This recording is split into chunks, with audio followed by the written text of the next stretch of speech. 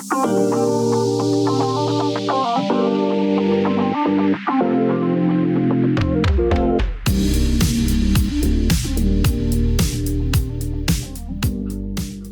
tarde você, meu amigo, minha amiga, telespectador da TV Cultura Litoral, nosso telespectador aqui da TV No Salto, meu seguidor no Instagram, no YouTube, um beijo carinhoso para vocês. Hoje nós estamos fazendo um programa especial com o deputado federal Paulo Bilinski, que já vai entrar aqui na tela por vídeo.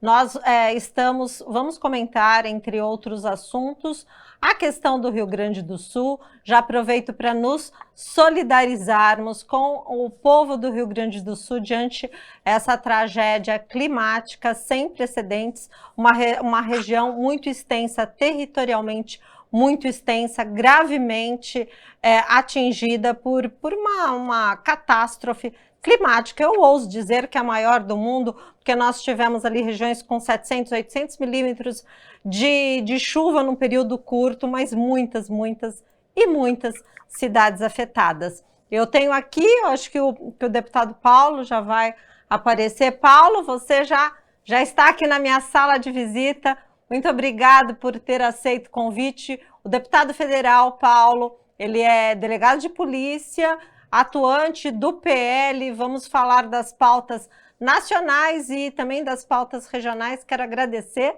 Quem vai me ajudar a fazer a entrevista com o senhor é meu amigo jornalista Paulo Schiff. Paulo Schiff é aqui da casa da TV Cultura, comanda o Opinião Litoral e comanda também na Rádio Jovem Pan o Jornal da Manhã, com muita audiência na região.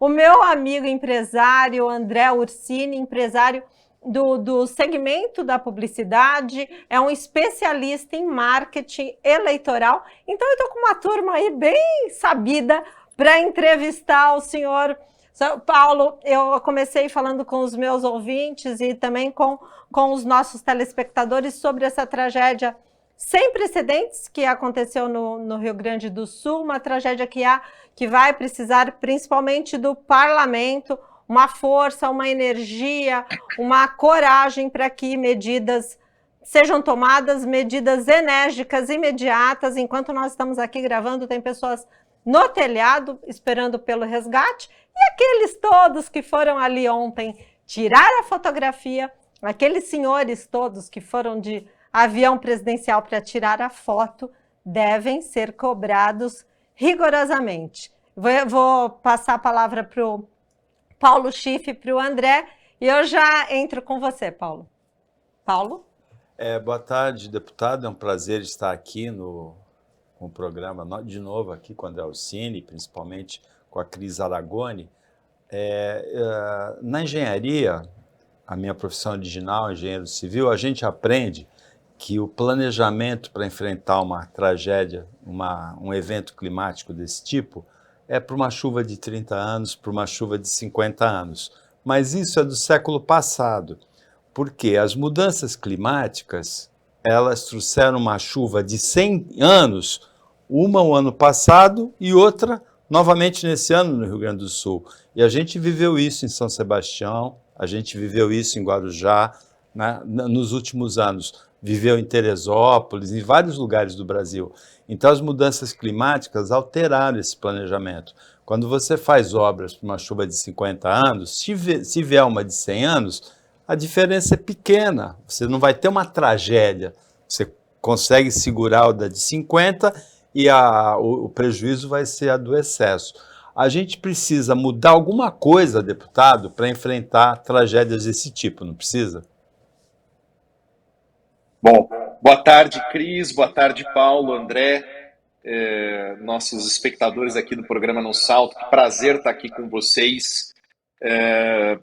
Em primeiro lugar, né, todo o meu respeito às vítimas do Rio Grande do Sul, às pessoas que estão trabalhando, estão se dedicando ao resgate dessas pessoas, tanto policiais militares, bombeiros, policiais civis e principalmente, acima de qualquer coisa, os voluntários, a população, o cidadão de bem que está trabalhando nessa tragédia. Ela é uma tragédia histórica, né?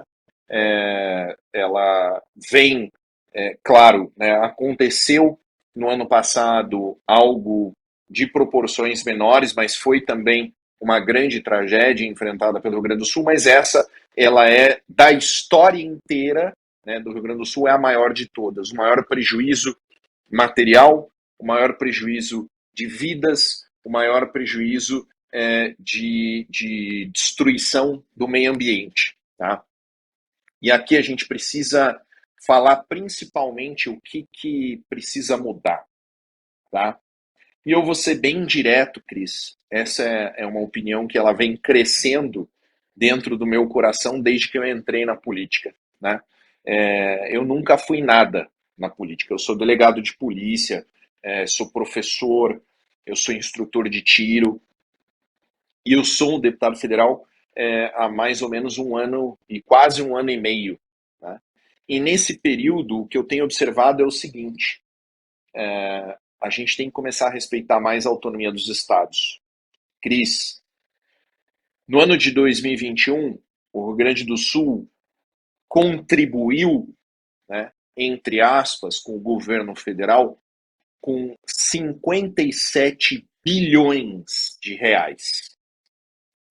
Desses 57 bilhões de reais, voltaram para o Rio Grande do Sul somente 13 bilhões. Então, está faltando aí 44 bilhões de reais que foram arrecadados pelo Estado do Rio Grande do Sul e não foram devolvidos ao Estado do Rio Grande do Sul. E por que a gente tem que ter essa discussão, Cris? Porque essa discussão é a que realmente faz a diferença no curto, médio e longo prazo. Se a gente vier aqui discutir o papel das Forças Armadas. Forças Armadas não é feita para isso. Forças Armadas é feita, né, o papel constitucional e histórico das Forças Armadas é manter a segurança das fronteiras do país contra inimigos externos. Se a gente vier discutir aqui o papel de quem realmente está fazendo a diferença em tudo isso, né, o papel do particular, do cidadão de bem, o papel do cidadão de bem é não ser incomodado, não ser perturbado e não ser roubado pelo Estado. E, em sendo incomodado e roubado pelo Estado, mediante a carga tributária, que essa carga tributária seja investida de forma justa. Agora eu te pergunto, 40 bilhões de reais por ano sendo roubado do povo do Rio Grande do Sul, é justo? É certo? É lícito? Não. Não é E, nem infelizmente, justo, não é precisou justo nem chegar certo. nesse ponto em que milhares de vidas são perdidas, um prejuízo econômico sem comparação em nada na história do Rio Grande do Sul, e é um prejuízo econômico que ele vai perdurar, porque o agronegócio foi destruído e ele não se recupera, Cris. A gente sabe, quem conhece o agronegócio sabe que hoje, tá? Hoje o agro está plantando no almoço para jantar. Não existem grandes reservas. Não existe capacidade de reerguer a safra de um ano para o outro num prejuízo desse tamanho. A indústria, o transporte, a infraestrutura é prejudicada de uma forma que não é facilmente revertida.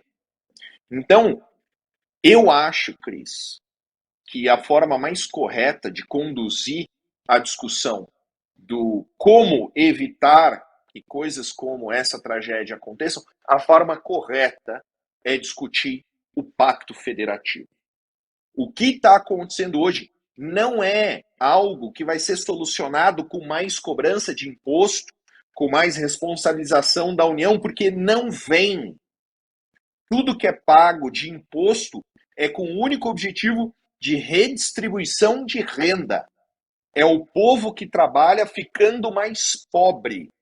Tá? Então, isso aqui é o que a gente realmente tem que discutir.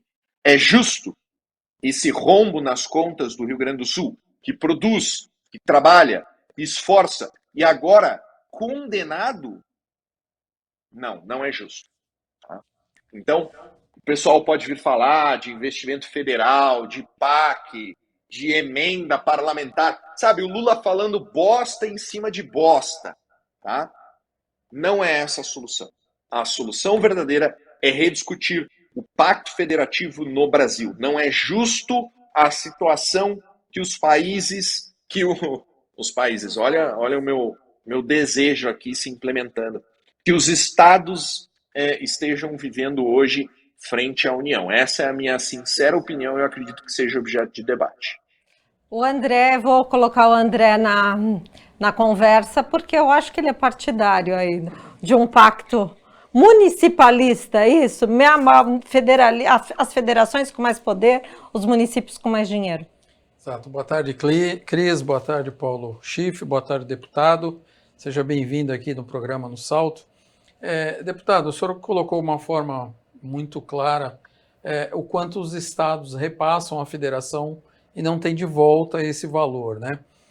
Se a gente fizer uma análise geral, hoje, atualmente no país, se eu pegar todos os estados acima do norte ao nordeste, né, eles têm 2 vezes ou 2,5 vezes pessoas recebendo Bolsa Família do que trabalhando, produzindo. E quando você pega do centro-oeste para baixo, você pega sul e sudeste, onde você tem menos de uma pessoa recebendo bolsa para cada pessoa trabalhando. Então, quer dizer, há uma diferença no Brasil entre a quem produz e quem vive o assistencialismo do governo.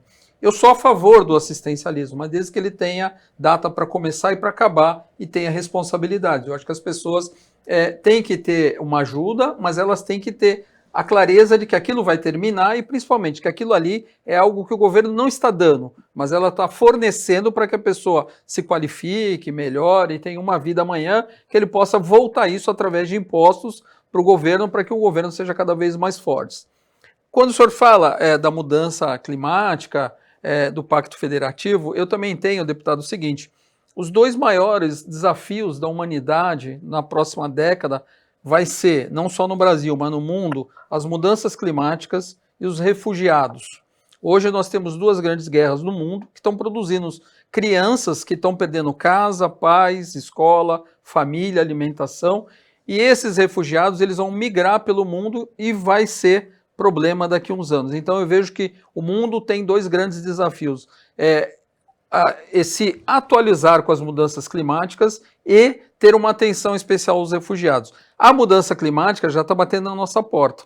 A gente já viu o exemplo, aconteceu em setembro, aconteceu agora, mas eu entendo que, através do Congresso Nacional, e o senhor como parlamentar, deve se criar uma medida de que possa ser feito através, ou seja, de um fundo emergencial, ou de um decreto que seja, pode ser até um decreto presidencial, esse auxílio, ou seja, estados ou municípios que tenham algum tipo de interferência climática ou algum tipo de interferência que seja até ocasionado por uma migração de refugiados. Então, o que eu vejo a gente precisa hoje ter a facilidade de que esses estados, principalmente hoje o estado do Rio Grande do Sul, ele consiga ter uma ajuda um pouco menos burocrática do que ele está tendo. Lógico que eu concordo com o senhor que está muito errada a questão da distribuição e fico muito preocupado aqui, principalmente na cidade de Santos, onde nós estamos hoje, porque Santos tem 1 bilhão e 100 milhões de reais de arrecadação de ISS por ano, num orçamento de 5 bi. E com a mudança, a gente vai perder um pouco dessa receita do ISS, né, com a reforma fiscal. Então, eu acredito que a gente tem que rever isso realmente. O Pacto Federativo é algo que vem para poder equalizar, mas a gente principalmente precisa devolver aos estados que produzem, aqueles que mais repassam o imposto ao governo federal, uma forma deles poderem se preparar, principalmente para essas mudanças climáticas que já estão batendo na porta dos estados, né? Nós vamos para o intervalo rapidinho, deputado, mas eu entendi, vou deixar a provocação já para o próximo bloco. A ideia é mais Brasil e menos Brasília.